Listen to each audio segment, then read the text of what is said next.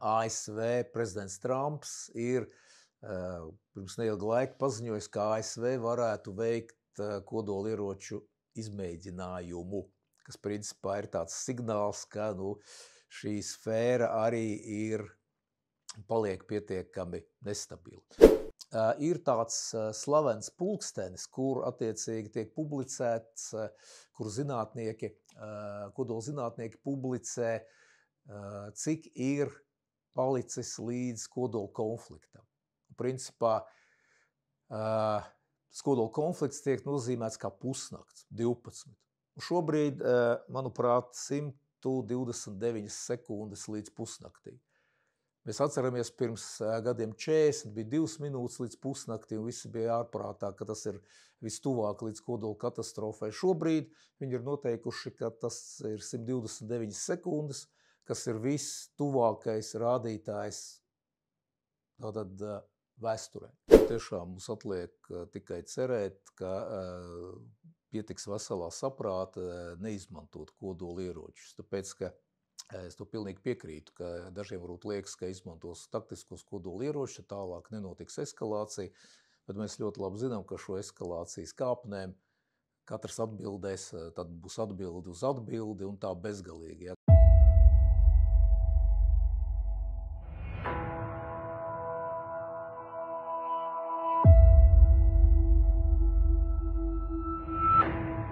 Labdien, Arnoldi! Labdien, Raimond! Ko paturpinot iepriekšējā tēmā mēs runājām par skarbo situāciju ar un ap Ukrainas konfliktu, bet ir vēl viena tēma, kas arī ir pietiekami svarīga šajā kontekstā. ASV prezidents Trumps ir pirms neilga laika paziņojis, ka ASV varētu veikt kodolieroču izmēģinājumu, kas principā ir tāds signāls, ka šī sfēra arī paliek pietiekami nestabila. Tātad, kā mēs zinām, ka mums šobrīd ir sekojušas valstis, kas ir kodola valstis. Tātad Amerikas Savienotās valstis, Krievijas Federācija, Ķīnas Tautas Republika, tātad Eiropā Francija, Lielbritānija, Indija, Pakistāna.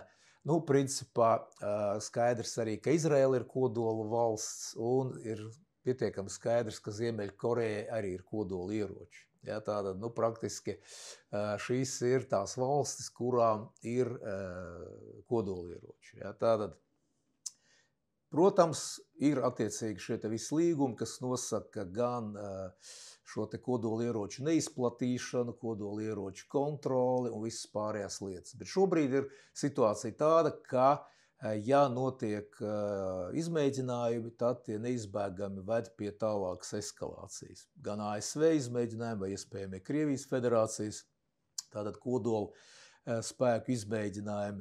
Un, ņemot vērā šo konfliktu Ukrainā, tas piedod vēl lielāku nedrošību un vēl lielākas problēmas šajā starptautiskajā drošības vidē. Tātad kodola valstis mēs zinām, kuras ir. NATO ir 3 no šīm kodola valstīm - Francija, Lielbritānija un tātad Amerikas Savienotās valstis.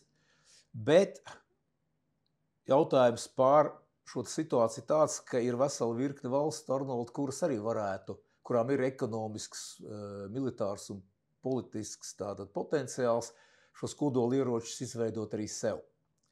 Teiksim, no rietumu puses tāda versija, ka būtu ļoti labi, ja kodolieroči parādītos Vācijai, Kanādai un Japānai, ka tās lūk demokrātiskas valstis, tās varētu, teiksim, atsvērt Ķīnas Tautas Republiku tajā reģionā, Klusā okeāna reģionā. Vācija varētu uzņemties lielāku atbildību Eiropā un kļūt par kodola valsti.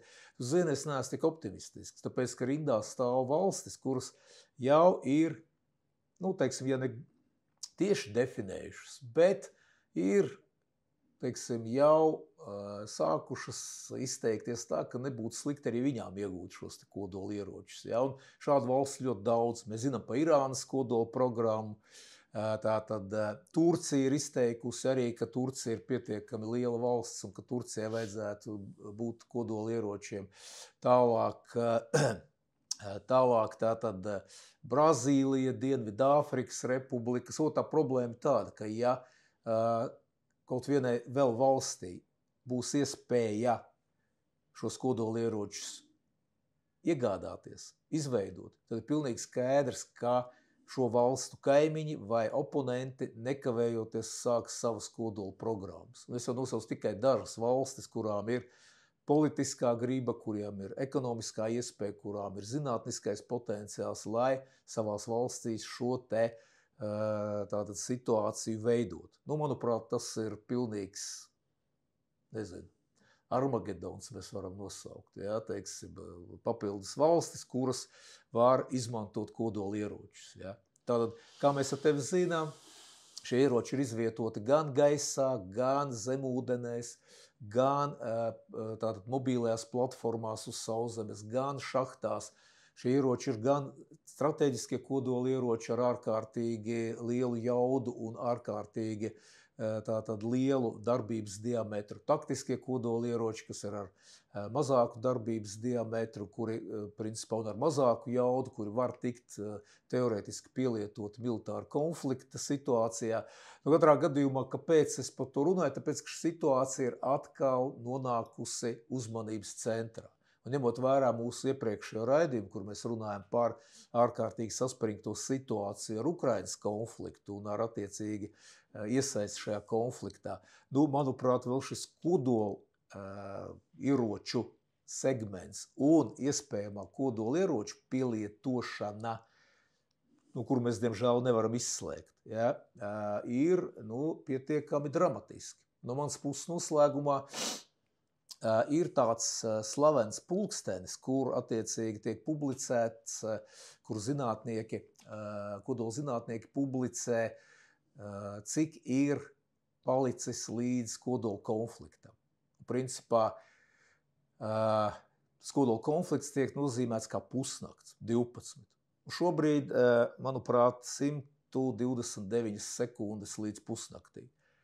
Mēs atceramies, pirms gadiem 40 bija 2 minūtes līdz pusnaktī, un visi bija ārprātā, ka tas ir vistuvāk līdz kodola katastrofai. Šobrīd viņi ir noteikuši, ka tas ir 129 sekundes, kas ir viss tuvākais rādītājs tātad vēsturē. Nu, ko, Arnold? Vēl viena skarba situācija. Mēs, protams, neesam kodola valsts un noteikti arī nebūsim, bet mums ir blakus kodola lielvalsts, mums ir NATO kodola lielvalstis un mums ir mūsu ģeogrāfija, kur mēs redzam, ka ģeogrāfija tas ir liktenis, to izvēlēties nevar. Tu atrodies tur, kur tu atrodies. Nu, mēs esam šajā situācijā, kādā mēs esam, un es uzskatu, ka mums tomēr jābūt gataviem un zinošiem, kā tad attīstās situācija arī kodola valstu vidū. Šobrīd tā situācija arī šajā te segmentā nav pārāk optimistiska un nav pārāk iepriecinoša. Ko tu domā, Arnold? Ko es domāju? Nu, tad ņemot vērā šo kodola ieroču spēku, ja mēs atceramies 2. un 7. septembri, kad tika nomest šīs atombumbas uz Hirosimu un Nagasaki, šīs sekas briesmīgās, kuras vēl daudz gadu desmitus atcerējās cilvēku un tā tālāk. Un šīs spējas bija ļoti salīdzinoši niecīgas ar tām, kas ir šodien. Tad es varu teikt, tu par to pulksteni teici, cik ir palicies līdz kodola katastrofai. Es teiktu, cik ir palicies līdz pasaules galam. Un varbūt tas tā skeptiski. Bet,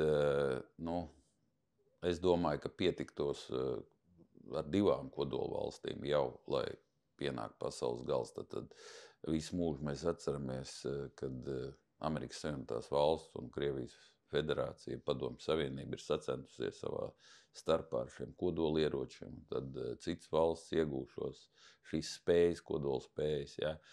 Tu stāstīji par to, ka tagad arī daudz mazas valstiņas, Vācija un tā tālāk domā, ka viņiem arī vajadzētu šādas spējas. Es domāju, ka tas jau vairs nav nozīmīgi. ka tam nav nekādas nozīmes, vai šīm mazām valstiņām šīs kodolspējas būs vai nebūs, ir vai nav. Šeit runa par to, ja tiks pielietot šie kodoli ieroči, ja, ka tas ieraus šajā kodolu katastrofā visu pasauli. Un es domāju, ka manā ieskatā, kad maz kas paliksies pār no visas civilizācijas, ja šī kodola katastrofa būs kādreiz. Jo es šaubos, vai viņi var ierobežot, vai viņi var, attiecināt uz kaut kādiem kontinentiem vai rejoniem, ja, vai kaut kur paliksies vēl civilizācija. Es domāju, ka viņi pa visu pasauli ir, jau domāju, ka mērķi jau ir sen noteikti, ja, tad tehnoloģijas ir augsts, ja, un mēs pat nezinām, kā mūsu zemeslode uzvedīsies, ja, pie šādiem triecieniem. To neviens nezina un nevar paredzēt. Es vienkārši varu pateikt, tad mans viedoklis, ka tas būs pasaules gals, ja tāda pienāks situācija, kad tiks pielietot. Cerēsim, ka nekad tas nenonāks. Kā var teikt, lūgsim Dievu, un Dievs ir visvarens, un domāsim, ka tas nekad nenotiks. Jo es saku, es šaubos, vai to varētu kontrolēt un ierobežot šo kodolu ieroču pielietošanu. Tad, ja jau tiks palaists šīs sistēmas un uzsāksies šis kodola konflikts, es domāju, ka viņš aptvers visu pasauli. Ko, Arnold, diemžēl man tev jāpiekrīt, tas tiešām būtu pasaules beigas, tās pasaules, ko mēs zinām un kurā mēs esam dzīvojuši. Un tiešām mums atliek tikai cerēt, ka pietiks veselā saprāta neizmantot kodoli ieročus. Tāpēc, ka es to pilnīgi piekrītu, ka dažiem varbūt liekas, ka izmantos taktiskos kodoli ieročus, tālāk nenotiks eskalācija, bet mēs ļoti labi zinām, ka šo eskalācijas kāpnēm katrs atbildēs, tad būs atbildi uz atbildi un tā bezgalīgi, ja, kamēr šīs sekas būs katastrofāls. Tā kā, katrā gadījumā, kā es teicu, mēs runājam par to, tāpēc, ka šī situācija atkal ir iznākusi pietiekami, teiksim tā, augstu attiecīgi šajā dienas kārtībā, otrkārt kopsumā ar visu kopējo situāciju, drošības situāciju gan pasaulē, gan Eiropā, gan attiecīgi Ukrainas konfliktu. Mēs redzam, ka situācija ir dramatiski saspringta pasaulē. Mums vienkārši tas ir jāzina un jāsaprot. Kā saka, gatavosimies reālajam, bet cerēsim uz labāko. Paldies tev, Arnold. Paldies!